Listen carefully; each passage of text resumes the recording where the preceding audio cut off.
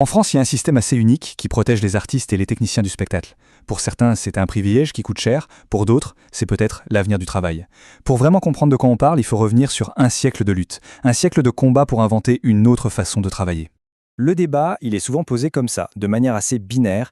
Les travailleurs du spectacle en France sont-ils des privilégiés ou alors est-ce qu'ils seraient, un peu sans le savoir, les pionniers d'un nouveau rapport au travail? C'est vraiment le cœur de la polémique qu'on va décortiquer ensemble. Le terme clé à comprendre, c'est intermittent du spectacle. Attention, ce n'est pas un statut officiel, mais bien un régime spécifique de l'assurance chômage. Il a été pensé pour une réalité toute simple, le travail dans la culture, par nature, ce n'est pas continu. On enchaîne des contrats courts, que ce soit pour un film, un concert, une pièce de théâtre. Du coup, ce régime permet de toucher un revenu entre deux projets pendant les périodes où l'on ne travaille pas.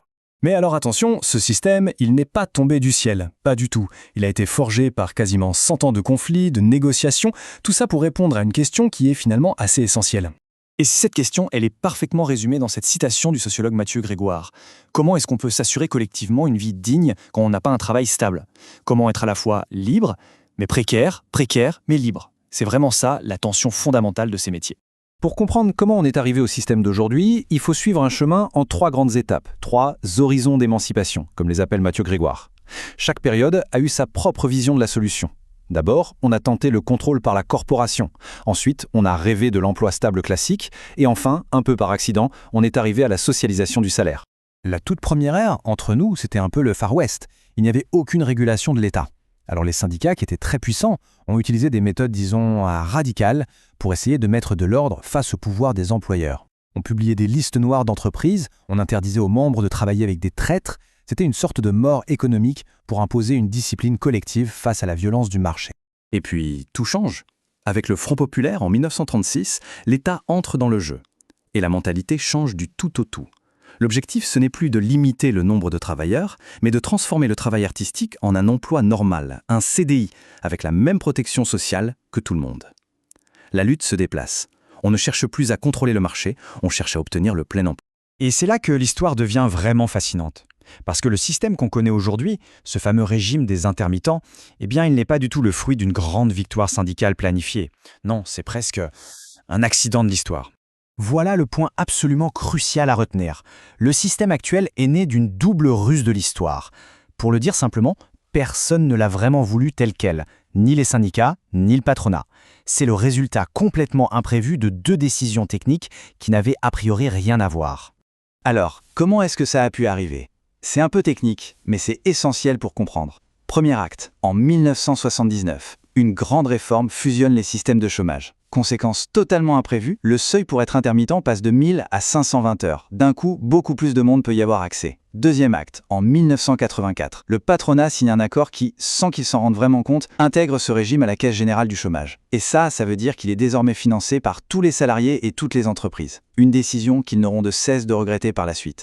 Et de ce grand changement est né un chiffre devenu mythique, 507. C'est le nombre d'heures de travail qu'il faut faire sur environ 10 mois pour ouvrir des droits au chômage. Ce chiffre, à lui seul, il symbolise tout le système et toutes les luttes pour le défendre. C'est à ce moment-là que la perception du système change complètement. Ce n'est plus vu comme une simple aide, mais comme un véritable outil de création. Ça garantit, comme le dit cette citation, une continuité du travail hors de la période d'emploi. Et ça permet de financer la recherche, l'expérimentation, la prise de risque artistique, bref, l'innovation. Bien sûr, un système comme ça, c'est très controversé et souvent très mal compris. Alors il est temps de tordre le cou à quelques idées reçues qui ont la vie dure. Premier mythe, le fameux trou des intermittents. En fait, c'est une erreur de raisonnement. Il n'y a pas de caisse des intermittents, il n'y en a qu'une seule, pour tout le monde. Le principe même d'une assurance, c'est la solidarité. Les secteurs qui sont en excédent, comme ceux avec beaucoup de CDI, compensent les secteurs qui sont structurellement en déficit, comme ceux basés sur des contrats courts. Deuxième mythe, les intermittents seraient des assistés payés par nos impôts.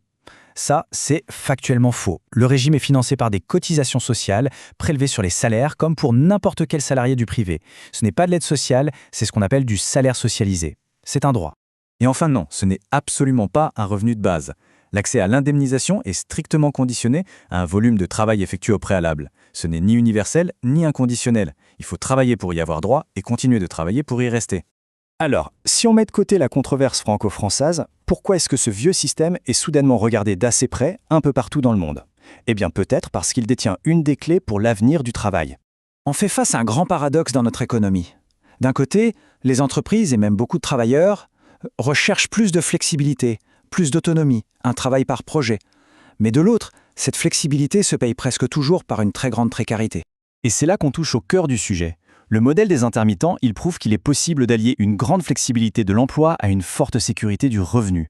C'est tout le contraire du modèle dominant de la gig economy, type Uber, qui offre la flexibilité mais au détriment de toute sécurité. C'est en quelque sorte une forme de flexi-sécurité qui a été inventée bien avant que le mot n'existe. La question reste donc ouverte. À l'heure où le travail discontinu, le travail de projet devient la norme pour de plus en plus de gens, est-ce que ce combat d'un siècle, mené par les artistes français, pourrait offrir non pas un modèle à copier-coller, bien sûr, mais une source d'inspiration pour réinventer la protection sociale au XXIe siècle ? La réflexion, en tout cas, est lancée.